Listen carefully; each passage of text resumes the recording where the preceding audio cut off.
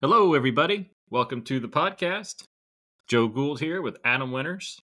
We're going to be reviewing King Kong from 1933 today. Not the King of Kong. That's a documentary about Donkey Kong. Correct. And not Queen Kong, not Son of Kong, not Auntie Kong, not Donkey Kong. Mechanic King Kong. Kong. Not even Mechanic Kong. He may get a reference. You never know. Yeah. How you doing, Adam? How you doing? Well, it's good to be here. I didn't do it today, but a while back I ordered a pizza, and the deal was it's a one-topping pizza. Most people don't know this, but if you want to take advantage of that deal, all you got to do is say, I want one half of it, one topping, another half of it, another topping. Then you suddenly have two toppings on pizza for the price of one. So there you go. There's your tip of the day. Seems like, how's that? Do you mix and match the pizzas after you're done? You just have a lightly toppinged pizza? Well, if you want to taste both toppings at the same time, you just take one slice of each and you put them on top of each other like a sandwich. Then you've got a pizza sandwich with two toppings going in your mouth at one time. Okay.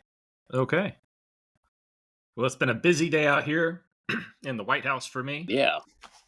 Got up this morning, got kids on the bus, exercised, took the dog on a walk, got cleaned up, went and got myself a haircut, got some groceries, watched King Kong. Oh, yeah. Took a nap to the commentary of King Kong. Oh, the Ray Harryhausen? I think so.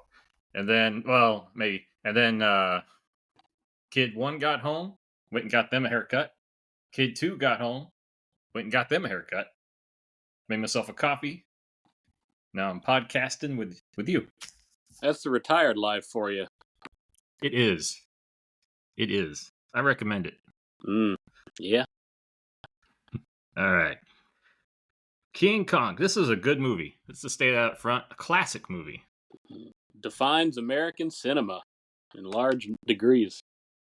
Yes. And it is also a shame that, like most other old things, they just get bogged down in controversy later on. But I still enjoy them. You could say no fault of their own, but maybe it actually is. Hard to say.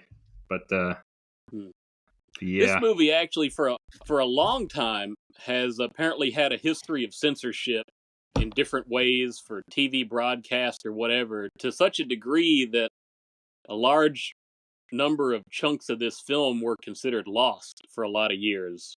And they slowly rediscovered him, I think. Yes, so it released in 1933, uncensored. It got a re-release in 1938.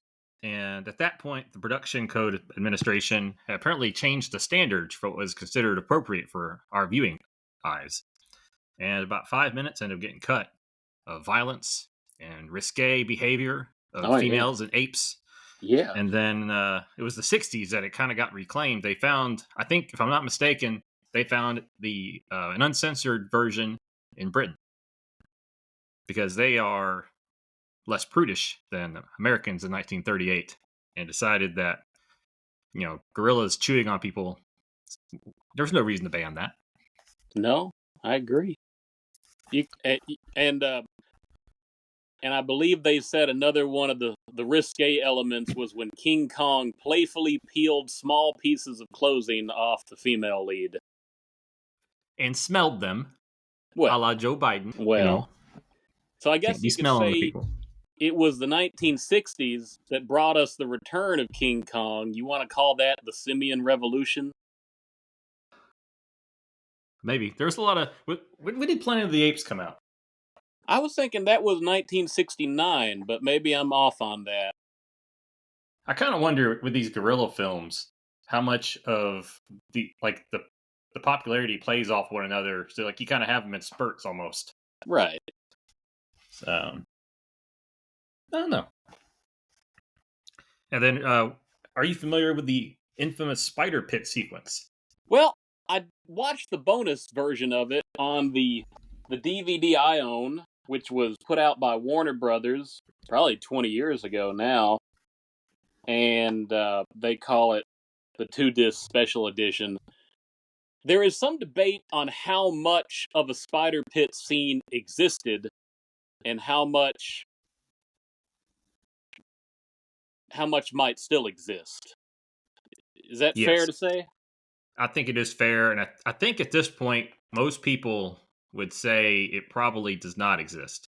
Um, some people said it didn't get recorded in the first place because it just never got that far before the director decided that he didn't want the scene. And then some say that he probably burned the film because he tended Marion Cooper tended to do that with unused footage, was just to destroy it and not actually keep it.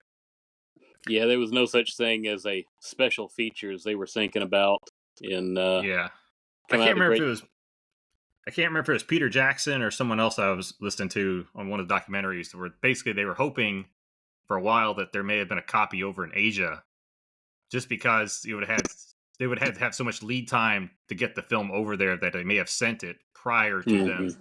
cutting it. But 20 years later, they haven't found it, so I'm assuming that is not going to happen. So I forget what's the backstory on the footage that's on the DVD bonus disc of the so-called spider pit scene. Are Okay, they recreating something, or is that just so did part of you a reel? actually did you actually have it? I mean that on Yeah, your it's on disc? disc. It's on disc too. It's Okay, I have the Blu-ray, and I think all the material is the same. So just probably. for our listeners, I just want to point out real quick because we may not come back to it.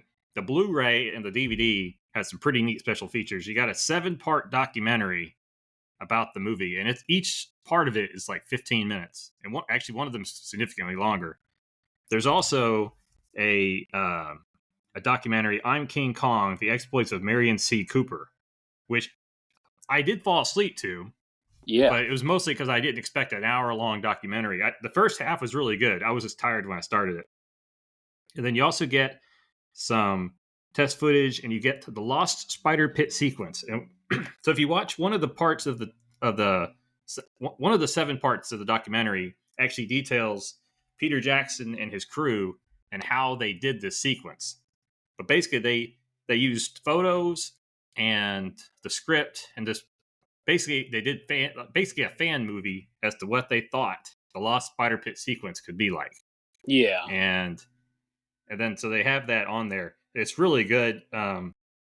If you've watched the movie, it's not just a spider pit, but there's a scene where they're running up, and the one of the main scenes in the movie is King Kong shaking a log and killing a bunch of sailors.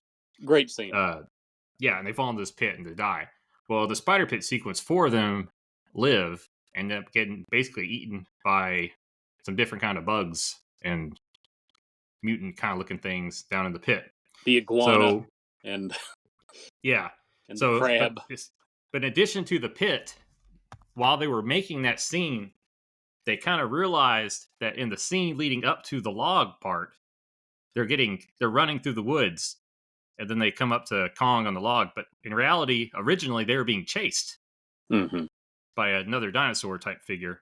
So they actually recreated the running scene to include getting chased by, I forget which type of animal it was. Well, So they it's call it a actually triceratops, but it only has the horn on the nose. So I believe that's a Styracosaurus or something like that. It has the more majestic crest on the head, but that yes, works and that pretty well. I saw much better than yeah. the actual pit scene does.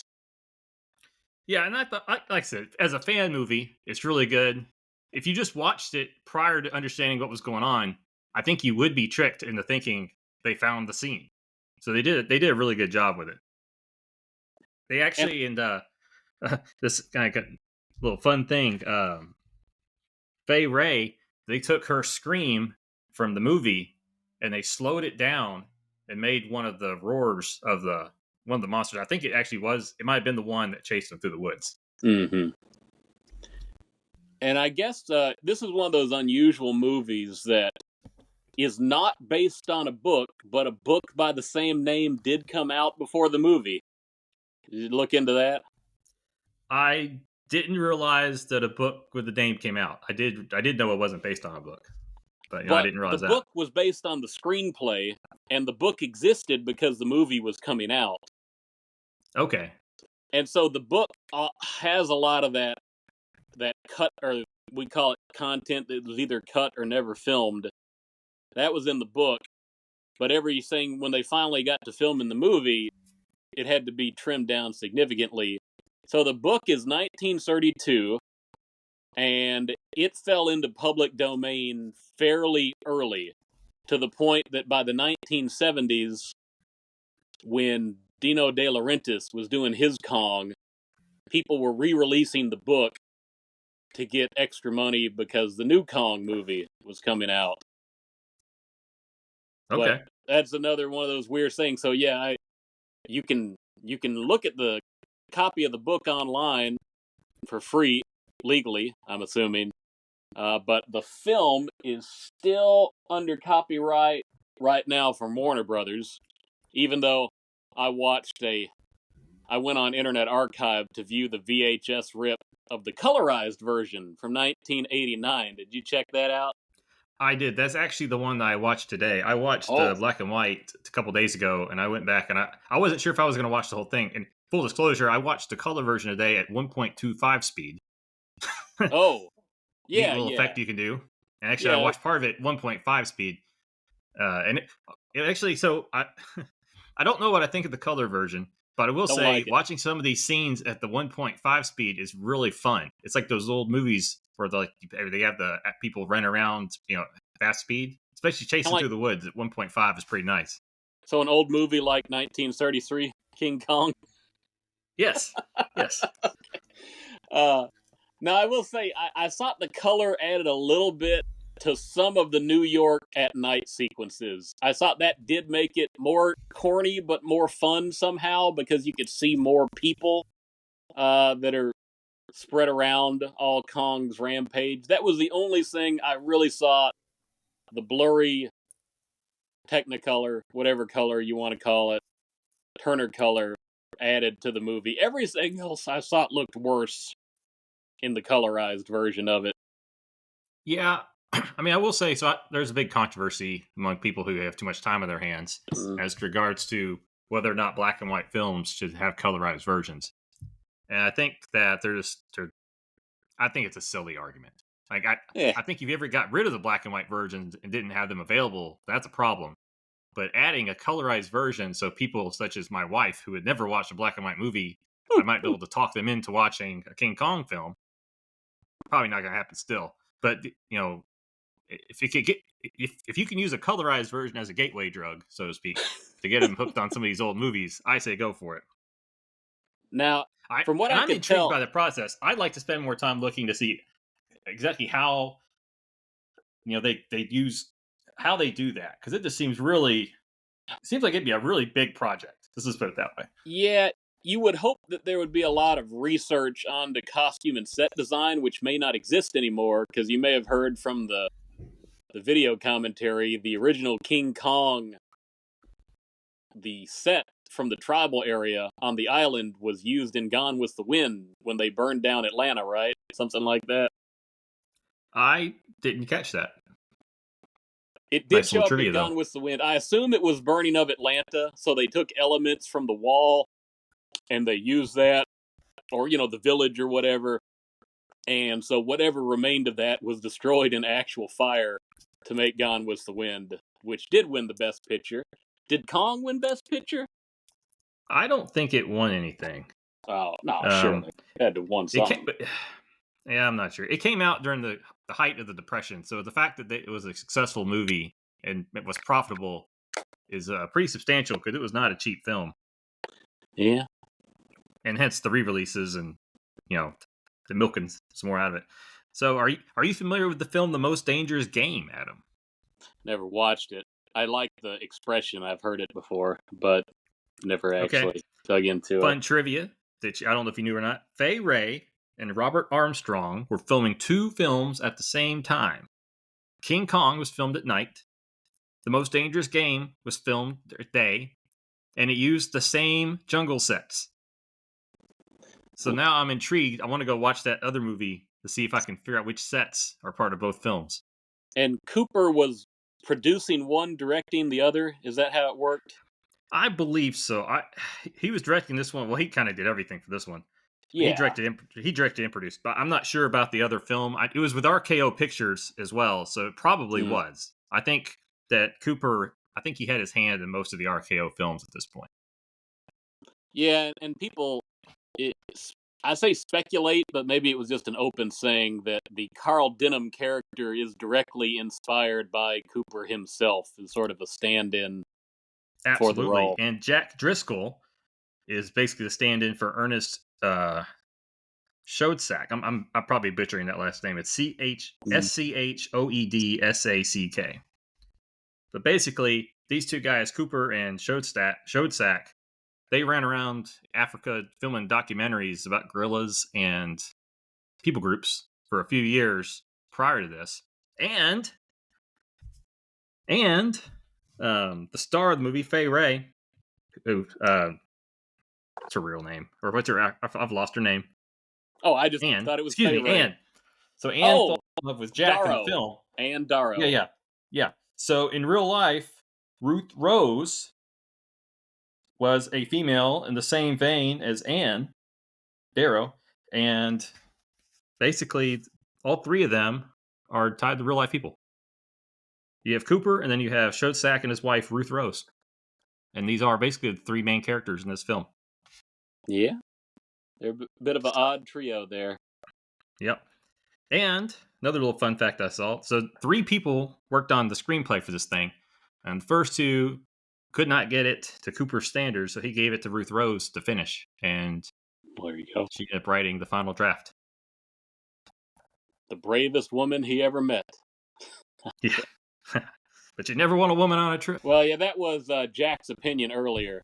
Oh, wait, Jack and Rose. See, that's what they probably inspired Titanic for James Cameron. There you go. I would be curious to know if that actually is true. Probably not, because one would be from the name of the character, the other from the name of the inspiration, but, well, whatever. I'm getting confused, so you know what happens. Yeah. So Adam, did a lot of movies back then have overtures to start them? I assume they did. This one's about 4 minutes, 15 seconds long, and it just puts all the original score from the movie right at the beginning. You know, they didn't do coming attractions or anything, and so you gotta let the audience know when the picture's about to start. The way I look at it. Yeah, I thought it was curious. I've never watched a Blu-ray or anything and had an overture at the beginning until this, so Yeah. it kind of made me wonder. I You appreciated know, it, but it was odd. a few come to mind, and I was trying to just. I think a lot of Cecil B. DeMille's stuff would open with overture. The Charlton Heston Ten Commandments did several years later, and I also do wonder if Carl Denham is also a stand-in for Cecil B. DeMille. I think in the 2005, when Jack Black plays the character, they reveal the middle name starts with a B. So Okay. who knows on that? CBD. I think so. Did you watch any of the biography of Cooper? Not in this time around. It's been many years since I saw that. Okay. Yeah, he's a really interesting character. Started over multiple times in life. He initially joined the Navy. He got kicked out because he said they needed to be using planes instead of boats, and they didn't like that. But then World War One started. Gosh, that flew explains jets. something about this movie to me. Yeah. So then he flew fighter jets over in Europe. And he had I forget exactly the situation, but he was flying, and then his gunner, I believe it was in the back, and he thought his gunner got killed, and I think he got shot, and his plane was on fire. So he was about to jump out of the plane, and he was getting out of the plane, and then realized that his gunner was actually still alive. So he climbed back into the plane, did some crazy maneuver to get it to not be on fire, but at that point his hands were burnt. So he was flying the plane and landed it with his knees and his elbows. Then he got captured and basically passed himself off as a peasant via his burned hands, and he basically hid out in a concentration camp for 10 months until he escaped. This is World War One now? World War One. Then eventually he got back to the United States. He had $1 in his pocket and a coat. And in order to truly start over, he gave away the coat to the first person he saw, gave the dollar to the second person, and then decided he was ready to go. The man, the myth, the legend, Marion C. Yep. Cooper. And then my understanding is he met Showstack somewhere in Europe during that time, and then it was while he was in Europe, I guess before he came back to the U.S., maybe after, I'm not sure, that they decided that they had similar interests and that they would do some documentaries and stuff. Hmm.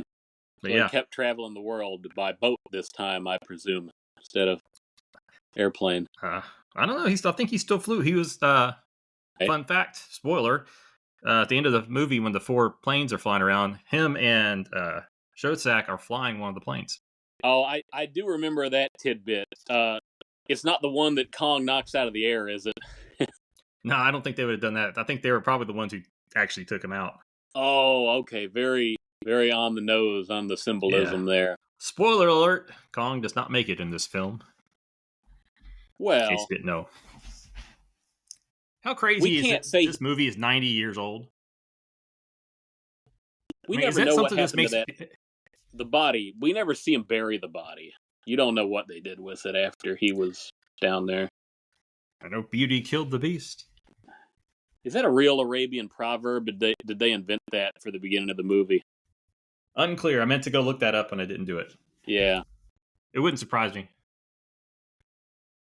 I mean, we know Disney didn't come up with the original thought, so. Mm. So did you hear anything about the film Creation? The unfinished film Creation? They talk about that in the commentary and some of the documentaries. It was Willis O'Brien's attempt to do a more believable Lost World take. Right? Lost World is what, 19... Is it as early as 1925? And I think it's a somewhat lost film. I'm not 100% sure on that. I'm familiar with it, but it's not one I've really spent much time looking at. But yeah. Lost World is important, but nobody really cares about character or story. It was just, oh, look, they got movable dinosaurs in the movie. That's really cool. And then Creation is attempt to do Willis O'Brien, or OB, as Harryhausen called him, to do it one better. And so he's making his sort of pet project, but then that gets canceled and ultimately turned into King Kong. Yeah, I believe they brought Cooper on as a producer. Cooper agreed to it because he was looking for funding for Kong, and it was kind of the way that it was going to work out. And the budget for Creation was just ballooning to be like, it was going to end up being like $1 million. I think they had already spent a couple $100,000, but I mean, these are 10-cent tickets back in the day. So at some point, everybody agreed that it just wasn't going to happen. So I do wonder what Kong would have looked like had they not spent all that money on Creation.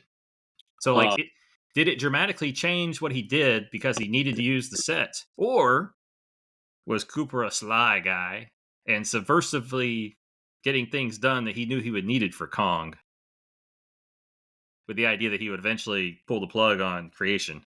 Makes me wonder. Could be. He's a sharp guy. I wouldn't put it past him. He would never say it out loud, but I wouldn't put it past him. He outfoxed the prison camp. He could outfox O'Brien, I guess. Yeah. Let's see here. So the budget for Kong, this seems high, because I feel like I heard a lower number, but apparently it was around $650,000. And that probably would include, I guess, possibly what they spent on Creation also. And after all the re-releases, it ended up making about $5.5 million. So that's a lot of money. Profitable movie. Very profitable movie, though it did not happen all at once. And the first part of it being during the Great Depression, kind of that definitely slowed it down a little bit. Yeah, I think the inflation rate might be a factor of 26 if you look at what it would be in today's money. There is a line in the movie where Denham tells Jack and Anne that once he has Kong locked up on stage, he made, maybe he said $10,000 on the first night. And I think that's the equivalent of a little bit more than $250,000 today, something like that. Yeah.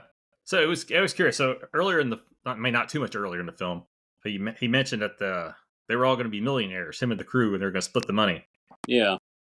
So $1,000,000 back then, Well, the crew all $10,000 died, at a time. fortunately, right? I So, mean, you're talking $10,000 at a time. I don't know that his math works, but but well, I yes, guess you'd say if he did 5 days in the first week, then he's a millionaire. Just no, for but the first million. he said million. Yeah. This would be pre-inflation. Oh. Oh, yeah. Hold on a second. Yeah, I guess that's a lot of money, isn't it? Yeah. Yeah. Yeah, let Okay. me pull up my That's, calculator machine here. yeah. So a He would million, have to make 10,000 a night divided by- for, so that and would I'm be sure 100,000 nights at $10,000 a pop. now knowing So Denham and Cooper, that the exhibition is just the beginning. You gotta sell other merchandise and rights and things like that. I know, but $1,000,000. If you put $1,000,000 and That's a you lot of divide it money. by 10,000, then you. Yeah. I'm sorry. So I said it wrong. 100 showings. He would need 100 showings to make $1,000,000. That's doable. That's doable. I must have punched an extra zero the first time. Yeah. And Ann Darrow, by the way, got paid, or well, Fay Ray, I should say Hey, that. Ray. She was paid $10,000 for her role in the film, which is the equivalent of $200,000 today. Yeah, that's good. And she made More than 11 that. movies that year. She made 11 movies that year. I don't know how they paid compared to this one, but she had a very profitable 1933. I'm feeling like she didn't do a whole lot of films after the 30s, but Peter Jackson did get her to cameo in the 2005 movie. Yeah. Yeah. No, it was they put in the work. I think they were bragging that they were putting her through 22-hour days, which if she was doing two films, Yeah. then I kind of believe it. And apparently that tree scene where she's up at the top of the tree, she spent Uh-huh. apparently 22 hours up there. Woo. I don't know what took so long. I don't understand what she was doing up there for 22 hours, but Now the Kong versus I call it the T-Rex, but I guess officially they referred to it as an Allosaurus in the film. It is very, very well done. You can look at it and you see that might have been the thing O'Brien and his team spent the most time with. Kong versus the Allosaurus. yeah, I thought that one and then the one where he was wrestling the serpent were my two favorite scenes. I think he breaks both of the jaws and then he tests the jaw Well, to. he likes to play with his food after he kills it. But yeah, no, the serpent scene I like because the way, even with the stop motion, it was such smooth wrapping of the serpent around his neck. Like it was just such a smooth motion. It just looks really good. And then I like the one where he's breaking the jaw of the T-Rex is really impressive. And I like how he plays with it when he's done. They put some blood effects in there, which is impressive. And then I believe Harryhausen observes in the commentary, it's impressive how they made the serpent go limp when it obviously wasn't limp in the filming Yeah. of it. Just making Yeah. stuff go limp when it dies is quite a feat in itself. Yeah, and these dinosaurs and these serpents and that stuff is really impressive work. I mean, we start thinking about 1933. So in one of the documentary scenes, Peter Jackson takes one of the original props that he had purchased in his collection, and they wanted to see how it was made. So they took it to a hospital and got an X-ray done, and they were able to see just how intricate all the metal insides were on these props. And they did stuff. I mean, it looked like they were doing stuff as props that really, above and beyond, like not stuff you would have thought about them doing today, much less in 1933 with whatever tools they had to work with. Now, the word that came up a lot in this movie's special effects was the word projection. And I guess there was a lot of projected effects done throughout the movie. Some of them better than others, I'm going to have to say. Of course, yeah. But again, when you start, I think this movie is it's really important when you watch it to remember that it was 1933. Godzilla was made in 1954. Yeah. It's like you're talking 20 years later. Yeah. So you got Depression America, post-war Japan. I'd say it's about even on that, maybe. Well, maybe not. Well, I just mean like you really didn't have like this is people going in the theaters would never have seen effects like this before. Even if they'd read the book, they wouldn't have known what to expect. Yeah, and I think Cooper got in trouble, and I don't know if people actually believed it, but I guess some early testing of this thing, he sold it as a documentary of real footage and not as a. And again, I don't know if maybe with the grainy film people buy in because they've never seen such things, but so maybe that's not as asinine back then as it is now. But apparently he had to make an apology.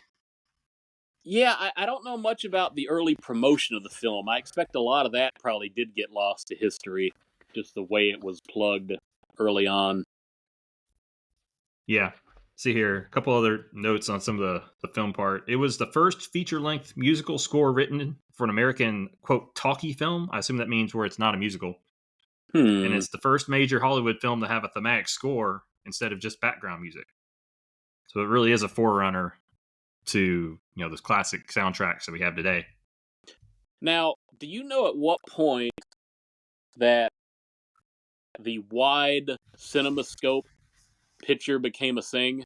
Because Kong still looks like it's doing we'll call it full frame or 4:3. It's a very square picture, and by the time you get to Gone with the Wind and all that, you've got the sweeping cinema effect like you would be used to today. I was thinking that Kong did use some of that. I may be mistaken. I may be conflating some movies together, but that would have been pretty cool too if they'd have been able to pull that off in 33 for those gate scenes and all that. Might have looked pretty impressive. Yeah, I wouldn't rule it out for this one because I feel like I did. I feel like I did hear that in one of the documentary parts, but I could be wrong. See here. So in terms of the censorship, following up a little bit, I have this in my notes. So here's where the scenes that got cut out in 1938. The Brontosaurus mauling crewmen in the water. That was great. Including where they chase one up the tree and kill him. Yeah, shoot on him. Kong undressing Anne and sniffing his fingers in the clothes. Nice. Every time Kong would bite or step on natives when he attacked the village. Yeah. Similar thing where he bit a man in New York. He dropped the woman out of the window. Did they cut that? Yeah, that was the next one. When he pulled the sleeping woman, thought it was Anne, realized it wasn't her, then just dropped her after realizing he made a mistake. I'm a little bit disappointed that in the uncut version there's no thud to suggest when she hits the ground. I was kind of hoping for that.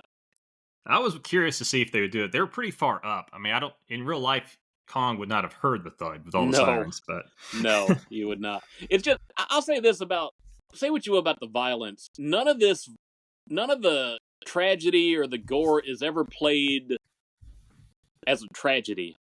You know what I'm saying? Everything is seemingly meant to be, enjoy this. This is inherently ridiculous, but we're going to make it look more realistic than it's ever looked before when we're doing it. So, I guess people really took it disturbingly when they saw these things. I guess, we're looking at it through the eyes of 2023. Yeah. Or 4. Yeah, you're right. Yeah, 2024. We're another year older. But yeah, I'm sorry. Kong's 91 years old, not 90. That ape. Man, I remember when he was 60 years old. Is that when they put out the commemorative VHS tape? Was that the event of his color debut? Yeah. I actually did not own a copy of this until we were getting to do the review. It's just one of those movies where I'd never, bit the bullet and bought it. It used to come on TV back. I mean, I'm not sure if we watched this one while we were in college long time ago or not. I just can't recall. But if I didn't watch it with you 20-ish years ago at this point, then I probably hadn't watched this movie since I was probably 10. Because, I mean, it doesn't come on TV anymore, ever. I don't think so. I mean, it's a shame. Yeah, offensive. It's a shame that this movie, and a lot of these movies, just don't get broadcast anymore. So again, when I see the people in peril there, I do feel like it's being set up to be comedic. Like when they have the little tribal child crying, and Kong is coming, like, oh no, and the mother eventually goes and grabs the baby, and then they set it up on the tram car where they keep cutting back and forth to show you there's people inside, hoping you're going to get attached and you're going to dread what Kong does to him, and then and he finally does that. The whole scenes with him reaching into the open windows to grab the women are just. I can't imagine that was ever intended to be taken as anything other than hilarious. It's just filmed in such a light-hearted way. How do you not chuckle at that in any era? But go figure. Well, yeah, I don't know. I mean, it's like it's. I guess that's one thing. Come on, it's like this would have been a true horror film Mm. in 1933, whereas we don't really view it as a horror film. Yeah.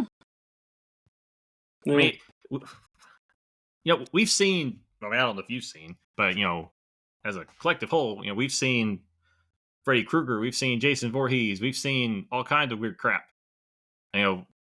All that none of that existed yet. I mean, you didn't even have serial killers on film probably in 1933.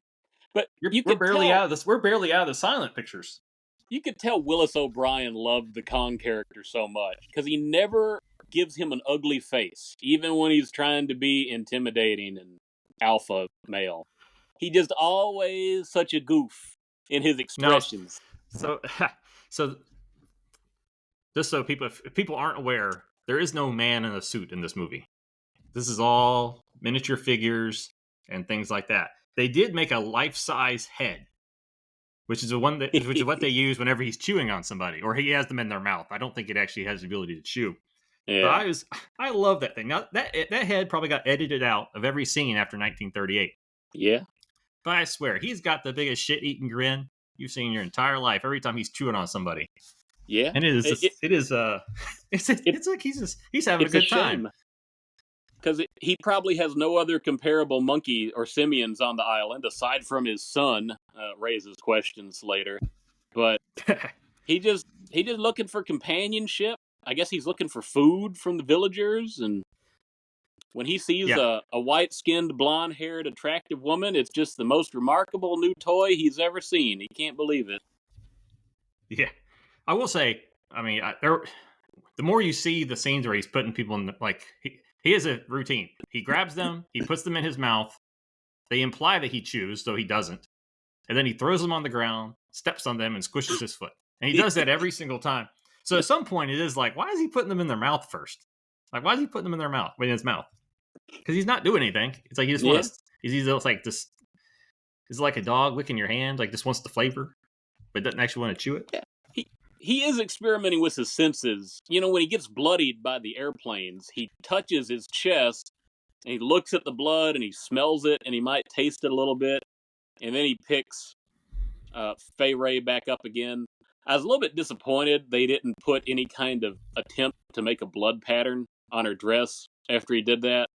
That's one of my knocks on him, costume design. Oh, yeah. But yeah, it just seemed like an obvious thing that they could have done to better integrate the illusion of Kong picking up a person and putting them down. And they do it pretty well in the movie. I think Godzilla did it a lot worse when you had miniature puppet people. I think Kong did that better than the first Godzilla movie. Yeah, I agree. They were a little more noticeable, and then yeah. So I will say one thing that stood out to me was that I didn't remember King Kong being so short. Mm. He's really only about 25, 30 feet tall in this movie. It probably varies a bit depending on whether he's on a projector screen or whether he's fully stop motion bit. Well, I think if you look at the promotional poster, I think it's a fairly accurate representation of most of his scenes in the movie, where Anne takes up basically is about as long as his forearm. Mm-hmm. And when you do the math, like if you stretched her out, you probably get 5 or 6 of her standing on end, to match his height. Yeah. So I don't know. It really stood out to me that Toho really took some liberties. I knew they took liberties on his height when they used him in the next movie, but they doubled him prior to getting struck by lightning. The number that was always in my head as a kid that was probably promoted by a lot of the non-official literature was King Kong was 50 feet tall. But you're right. He's probably significantly He is shorter by he scale. is he is nowhere near 50 feet tall in this movie. And if you Yeah, look, like I'm looking at a little still photo, at the end of the movie, you get a real good idea of how tall he is when he's in the theater, because they actually have some people standing there at the bottom. And again, you're yeah. talking 20 to 30 feet the most. 30 feet, and that's a stretch. That's assuming these people are really short. I guess you could But say he would match up with a real life scaled Allosaurus or something like that. well, yeah, That's I mean, he was about right. smaller than a lot of the dinosaurs. Yeah. He was actually significantly smaller than the T Rex. He was But climbing around that T Rex like a toddler does their parent when they're like wrestling with them on the floor. yeah. So the what was your thought on the worst effect in the movie or the best effect in the movie? Either one. So I thought they did a lot of good effects. One effect I appreciated, though I wouldn't say the effect itself was great, but I liked how they did it anyways, was when they're walking in the forest and you have that long dead dinosaur that they just killed. The And they're like Stegosaurus or walking something like that? I can't remember, but they're walking and you can see that the background shot of the dinosaur while they're walking in the front. And on the they have it projected on the screen. That must be a very Mm-hmm. large screen. They're standing in place while the screen's moving, because you Yeah. get a very extended where it's like almost like you're walking for like 20 feet when you're just walking down this dead dinosaur body. Mm-hmm. So I thought that was kind of neat. Now, my favorite effects were the fight scenes with the T Rex and the serpent type creature, with a honorable mention to the log, which was actually pulled straight up from creation. That scene, I Yeah. think that was actually. So I like those. I just remember I think my favorite effect actually is when he's at the same spot, the log, where what's his name? Uh, Jack. yeah, Jack is stabbing his hand. That was You good. get you get some good facial effects. You get like the way they use the screens to make it look like they're on the same canvas is really Yeah. good. I like that. I like Kong's facial effects. Like he was like, "What in the world's going on here?" Everything about that was integrated and sold very well to make you believe, hey, oh, speak of Kong, there's Kong there. Yeah, Yeah, it made you believe that a Kong could get his finger stabbed by a man. yeah, and like the way the little cave was, where he couldn't like quite reach him, like it was just good effect. I think my least favorite effect, though I chuckled at it, it just it's created a weird visual, is at the very end of the movie when Kong falls off the tower and he kind of bumbles down. It was for the if those haven't seen it, it's a wide lane, it's a wide shot where you got the tower and you have basically the equivalent of a Gumby Kong kind of bouncing down off of it. I'm not entirely sure what the figure they used to bounce it was made of, Mm. or how big it actually was in real life. I'm not sure, but it was a. I'm not saying they had a better way to do it, but it looked a little clumsy in execution. Mm-hmm. So I got my dog barking in the background. Only barking Yeah. at a gardener or what? Yeah. Well, yeah, I thought a lot of the green screen, or I say green screen. Before that, there was blue screen, and before that, there was projection effects. So I guess you make a good point on the Stegosaurus bit. It felt like to me like they were playing a game of Duck Hunt. Like just pick the gun up and start blasting at it a few times. But the fact that it does pan like that is a good point to bring up. I appreciate how they tried. You might call it comparable to 3D movie effects.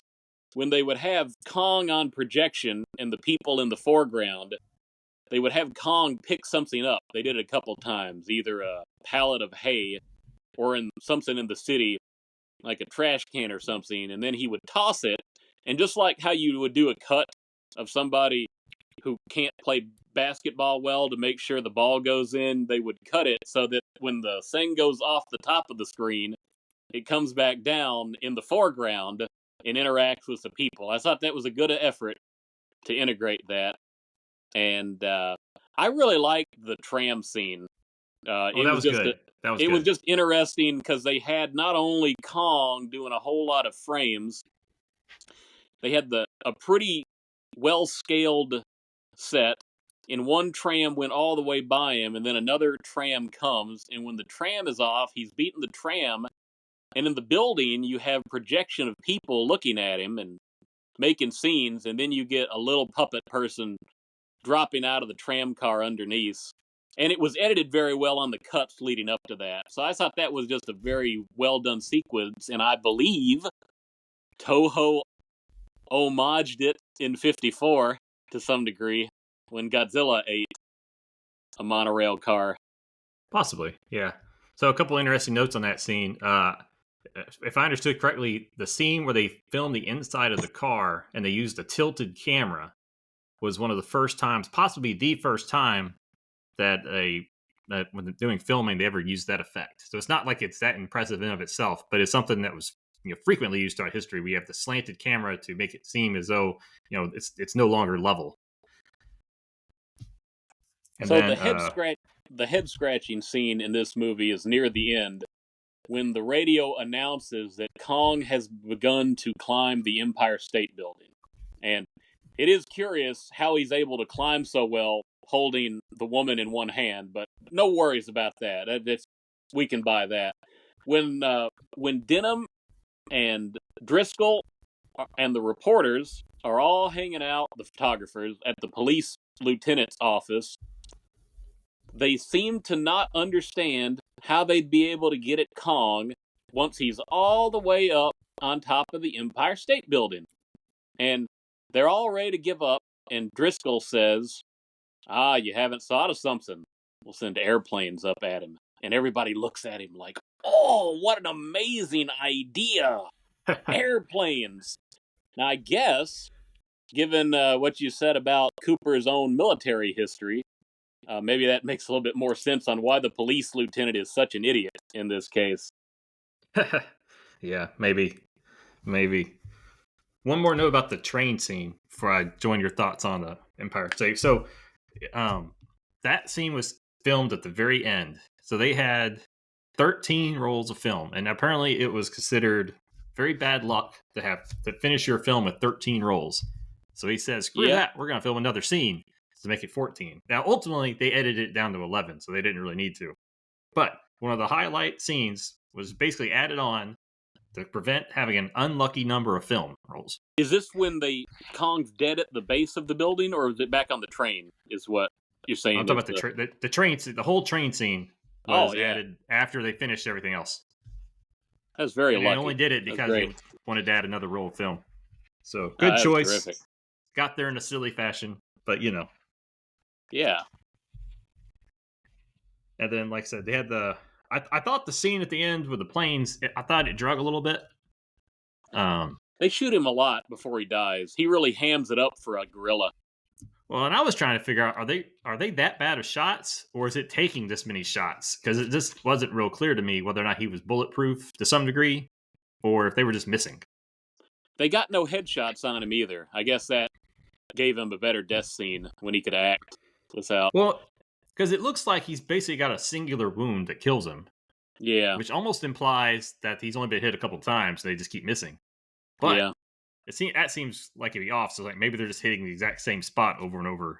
But I'm sure if it wasn't 1933, it would have been a little more clear. But I thought it drug a little bit just because of that. Yeah, then the movie censors would have gotten all over it by that point. They probably would have.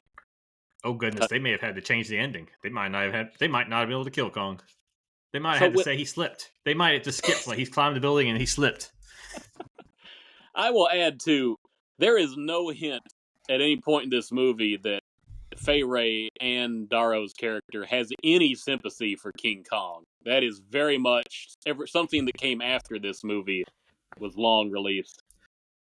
I think Denham, he respected Kong. But not Anne. The lady. No, I think she was scared. Yeah. I mean, I will say she seemed amused by him a few times. But in some ways she was rooting for him when he was fighting some of the dinosaurs so that she wouldn't get eaten. But in every remake after this, she's always in tears by the time the planes show up to shoot him down. And there is none of that in this go-around. Yeah. Well, I would guess that I would guess that Cooper intended for there to be some kind of like sympathy towards Kong from her. But I think when they talk about how women just get in the way, he just wants to make movies. While they have but everybody says he has to have a love interest, so he's gonna have a girl in it. Mm. I mean, I don't know if that was a Ruth Rose edition or one of the previous writers, but there may be something to that. I'm not sure Marion Cooper knew how to write a love story. That's fair. So Because you the have this audience, obsession. Kong's obsessed, yeah, but there's no verbal. I mean, honestly, even where Jack falls in love with Anne, I mean, it's way too quick. Like it's not done in sailor's I mean, romance. you're Yeah, talking no the first worries. 15 minutes of the movie. They didn't even wait an hour. Eh. Mm. So I mean, I'm just saying I don't know that. And I haven't seen the rest of his movies, but my gut says Cooper never really wrote a good love story, so to speak. Probably not. The scene at the end is odd, even though it's iconic with the beauty killed the beast line. I think the police lieutenant is the same one that was in the office with Jack and Denham and the photographers. And yet, when Carl Denham shows up in the crowd scene, he introduces himself like the lieutenant's never met him before. Then they have a conversation again. I assume that was the same actor who did the police officer. I said, why hire another one? And they both have mustaches and the same uniform. And then Denham says the famous line, it wasn't the airplanes that got him. And I just can't. The crowd shot is bizarre to me. How everybody thinks he said something so profound. Like, as much money as he would have pocketed for that one night exhibition, I can't imagine what his legal fees would be after everybody was coming after him. But I guess we'll discuss that and his aftermath once we get to the equally high regarded sequel, Son of Kong. Came out the Well, same year, I think, right? it was. I believe it was. I don't know if it actually came out, but it was at least finished 9 months later. Mm, But it was like any Beauty baby. Killed the Beast. It was Beauty 9 months Killed the later. Beast. Yeah. Love A love kills. story followed by a Son of Kong. Well, it's So a I guess classic. yeah, I guess we should mention the controversy, or at least perceived controversy in the film in terms of some of the what is now interpreted as the racial overtones. Mm. You have any thoughts on that? Well, it wouldn't pass any muster today. In fact, I have to go back and look at how Peter Jackson treated it in 2005. But, that just grows out of Cooper's history with making documentaries. And I think the captain of the ship, Englehart, he's supposed to be portrayed as somebody who's had a lot of dealings with Aborigine tribes and things like that. So you could argue there's more nuance to it, but you definitely wonder what kind of culture they had set up with their sacrifices to Kong, that it suggested they make a lot of these. And when they meet Anne Darrow, they realize they don't have to sacrifice one of their own maidens, but I guess it's understood Kong probably eats their maiden sacrifices or whatever they put out there. So, nobody's ever Makes you saying wonder this is. because they are the bride, so it does make you wonder if they'd eventually get killed by a dinosaur. But yeah, Well, yeah, that's true. So, it's just it's not a politically correct way to do it, but it's not a politically correct culture they're trying to introduce people in, and Cooper's trying to do shock value for Americans who are just looking for something in the midst of the depression. And anything that he can do to play up on the fears and the uncomfortableness of an American early to mid 20th century group, he's going to do it. Anything that's foreign, that's just the way these things go. And at the end of the day, it was just entertainment for people. And I don't think we got to yeah, worry about it any more than that, personally. yeah. I'd be surprised if Cooper did anything intentional. I think looking back at it, just knowing history, obviously there's some stuff there. I think there's one line in the film which doesn't really get interpreted, whether in terms of a positive or a negative judgment on the statement. But there was a line in the theater where a lady makes a comment, "Don't we have enough gorillas in New York?" Oh, And I got that that is the one line where, if you're wanting to say the movie has intentional or unintentional some racial undermining, racial problems, that line definitely has an issue. Now, whether or not, as the audience, how were they supposed to take that line? I think that's the interesting thing to me, now. and What I do don't you know the think answer about? to that. What do you think on that note about the idea that Cooper is making very subtle commentary on the hypocrisy of so-called civilized society? He's showing that when you take the beast out of the habitat, or the nature, the jungle, the country, whatever, and you haul him back like a prisoner to your civilized society when you got all your people in nice clothing paying a lot of money to go look at him like he's some trophy. And then ultimately, the whole society breaks down very quickly due to the pride they placed in all their technology and their advances and whatever. That line that Denham uses, the chrome steel. Don't worry, folks, he's held by chrome steel. I mean, that's what we use to make butter knives out of, I think of, or they did at one point. And then it's uh it's the civilized people who end up slaughtering Kong very clumsily, end up crashing a plane into the World Trade Center, and all heck breaks loose. Whereas the native people there in the tribe, problems though they might have with their sacrifices, they at least had the situation under control, and they found a way to live in peace with Kong. Bit of a symbiotic relationship. It suggested that maybe Kong protects their wall from all the other creatures so long as they take care of him. Yeah, I think there's something to that. I found a quote while you were talking. It was just from an interview that was published after he died. But Cooper was explaining some of the meaning of the film, and for the record, he rejected all the allegorical interpretations about race. He's basically saying It's y'all are thinking too hard. Now, yeah. again, subconsciously is a different story, right? But so he said, as he was leaving his office in Manhattan, he heard the sound of an airplane motor. He reflexively looked up as the sun glinted off the wings of a plane, flying extremely close to the tallest building in the city. He realized if he placed the giant gorilla on top of the tallest building in the world and had him shot down by the most modern of weapons, the armed airplane, he would have a story of the primitive doomed by modern civilization. There you go. Yeah. And again, this guy, Cooper, he loved adventure. I mean, he spent his whole life going to dangerous places and recording people in their natural environment. So I don't think he had any kind of, like I said, people always have their presuppositions that they don't realize they have. But I don't think he was actively trying to make something, wrong. But yeah. But you do have it very clear. On the one hand, there's an uncivilized prehistoric society. On the other one, there's a modern, very civilized society. And ultimately, the modern society ends up being the bigger mess for everybody than the prehistoric one does. Yeah. Yeah. But anyways, again, because can't have nice things. They always get Nope, ruined. that's true. And I'm not saying they all shouldn't be ruined. I'm just saying Eh. it's kind of, it's hard to But enjoy it as you would we've have had King 30 years Kong ago. for 91 years, and that's pretty nice. Everybody keeps trying to do him one better, but the original still holds the iconicness. Yeah, it does. It does. Well, Adam, you got any other thoughts on this movie? King Kong, man.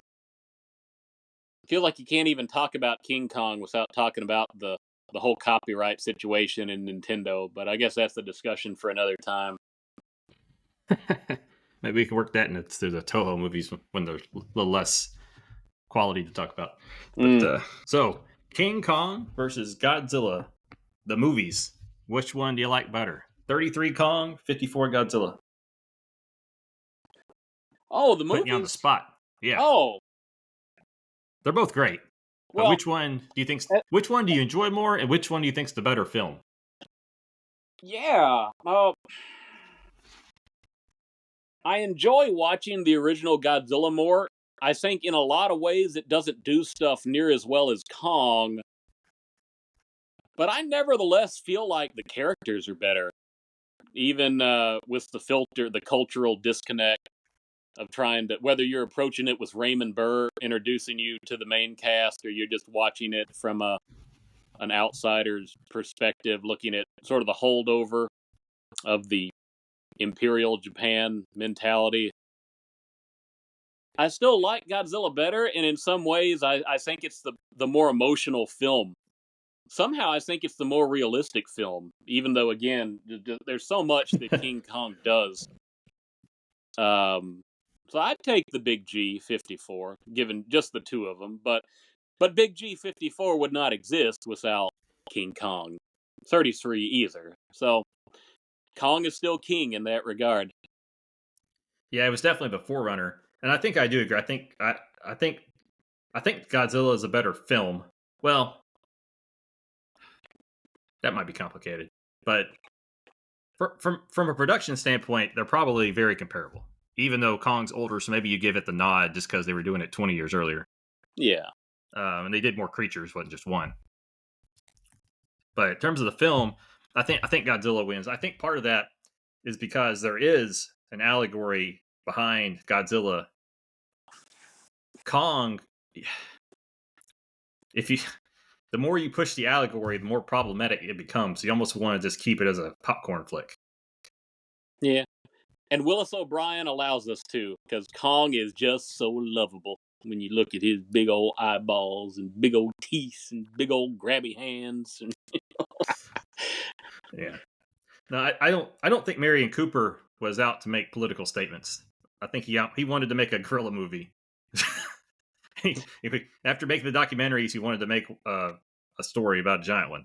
So I guess that's my argument too. If I'm gonna deduct Kong versus Godzilla, Godzilla has a single creative vision. King Kong has two creative visions. You got Cooper and you got O'Brien.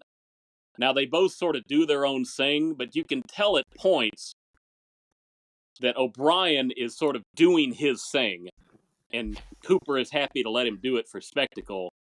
But in that, there's less of a Cooper movie when O'Brien is doing his thing. And maybe that's for the better, but Godzilla's yeah, a single creative vision in that regard. I agree. There was a lot of cooks in the kitchen for King Kong. I think the script kind of played out. That's the reason why they had 3 people working on it. I think it had a lot of plot points. That the pacing sounds like the pacing was a real mess prior to the edits. Yeah, And it's still a little bit of a mess.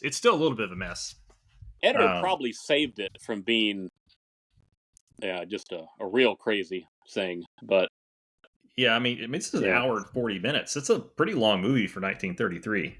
Oh, sure.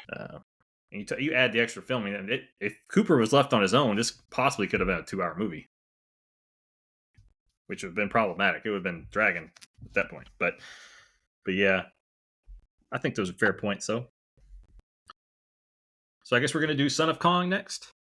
Yes, indeedy. And it ain't near as long as this one, even though. Yeah.